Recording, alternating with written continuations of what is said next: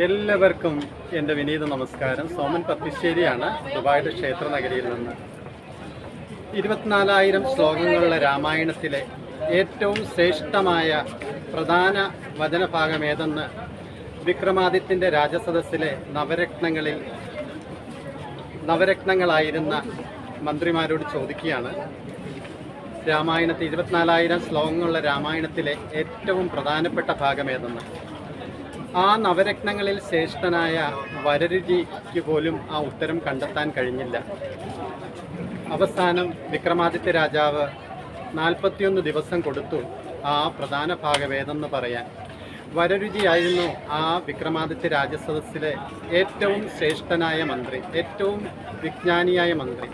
ആ മന്ത്രിക്ക് പോലും ആ പ്രധാന ഭാഗം ഏതെന്ന് പറയാൻ പറ്റാത്ത അവസ്ഥയിൽ 41 ദിവസം അലഞ്ഞു തിരിഞ്ഞ് നടന്നു.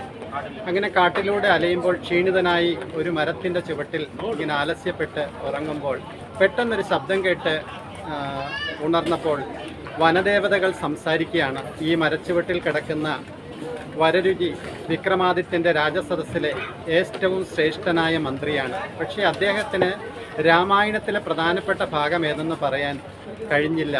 ഇനി ഒരു ദിവസം കൂടി ബാക്കിയുള്ളൂ. അപ്പോൾ വനദേവത ചോദിക്കുകയാണ്, ഏതാണ് ആ ശ്രേഷ്ഠമായ ഭാഗം? ഇത്രയും ശ്രേഷ്ഠനായ ഈ വരരുചിക്ക് ഇത് കഴിഞ്ഞില്ലെങ്കിൽ നമ്മൾക്ക് പറയാൻ കഴിയുമല്ലോ എന്ന് പറഞ്ഞിട്ട് അവരത് പറയുകയാണ്. രാമം ദശരഥം വിധി മാം വിത്തി ജനകാത്മജ ഗച്ഛദാത യഥാവിധി അയോധ്യ അടവീം വിധി. 24,000 ശ്ലോകങ്ങളുള്ള രാമായണത്തിലെ ഏറ്റവും പ്രധാനപ്പെട്ട ഏറ്റവും ശ്രേഷ്ഠമായ വചനഭാഗമാണത്. രാമം ദശരഥം വിധി മാം വിത്തി ജനകാത്മജ ഗച്ഛദാത യഥാവിധി അയോധ്യ അടവീം വിധി. കാനനവാസത്തിന് പോകുന്ന സീതയും ശ്രീരാമനും ലക്ഷ്മണനും പോകുമ്പോൾ അമ്മയായ സുമിത്ര ലക്ഷ്മണനോട് പറയുകയാണ്, രാമം ദശരഥം വിദ്ധി മാം വിദ്ധി ജനകാത്മജ ഗച്ഛദാത യഥാവിധി അയോധ്യ അടവീം വിധി. കാനനവാസത്തിന് പോകുന്ന ആ നാളുകളിൽ തൻ്റെ ജ്യേഷ്ഠനായ രാമനെ അച്ഛനായി കരുതണമെന്നും തൻ്റെ ജ്യേഷ്ഠത്തിയായ സീതാദേവിയെ അമ്മയെപ്പോലെ കരുതണമെന്നും കാനനത്തെ ഈ രാമരാജ്യമായി കരുതണമെന്നും എല്ലാം വിധി പോലെ എന്ന് കരുതി ഏറ്റവും സന്തോഷത്തോടെ കഴിയണം എന്നാണ് സുമിത്ര പറയുന്നത്. അതാണ് രാമായണത്തിലെ 24,000 ശ്ലോകങ്ങളുള്ള രാമായണത്തിലെ ഏറ്റവും ശ്രേഷ്ഠമായ വചനഭാഗം. രാമം ദശരഥം വിധി മാം വിദ്ധി ജനകാത്മജ ഗച്ഛദാത യഥാവിധി അയോധ്യ അടവീം വിധി.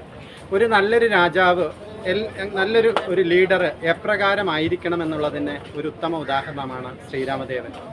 ജീവിതത്തിലെ പ്രതിസന്ധികളും പ്രശ്നങ്ങളും ദുരിതങ്ങളും ദുഃഖങ്ങളും പ്രയാസങ്ങളും ഒക്കെ വരുമ്പോഴും എല്ലാം സമഭാവനയോടെ കണ്ട്, അതുതന്നെയാണ് 700 ശ്ലോകങ്ങളുള്ള ഭഗവത്ഗീതയിലും പറയുന്നത്, എല്ലാം സമഭാവനയോടെ കണ്ട് ജീവിതത്തെ മുന്നോട്ട് പോകാൻ കഴിയുമെങ്കിൽ അവിടെയാണ് സ്വർഗം. ജീവിതത്തിലെ ഏത് പ്രതിസന്ധികളിലെയും തരണം ചെയ്യാൻ നമ്മൾക്ക് കഴിഞ്ഞാൽ, അതിനുള്ള ശക്തി ലഭിച്ചാൽ അതാണ് ഏറ്റവും വലുത്. എല്ലാവർക്കും ഈ ദുബായുടെ ക്ഷേത്ര നഗരിയിൽ നിന്നും ഭഗവാന്റെ നാമങ്ങൾ വന്ദിക്കാൻ കിട്ടിയ അവസരത്തിൽ നന്ദി. എല്ലാവർക്കും നല്ലൊരു ദിനം ആശംസിക്കുന്നു. നന്ദി, നമസ്കാരം.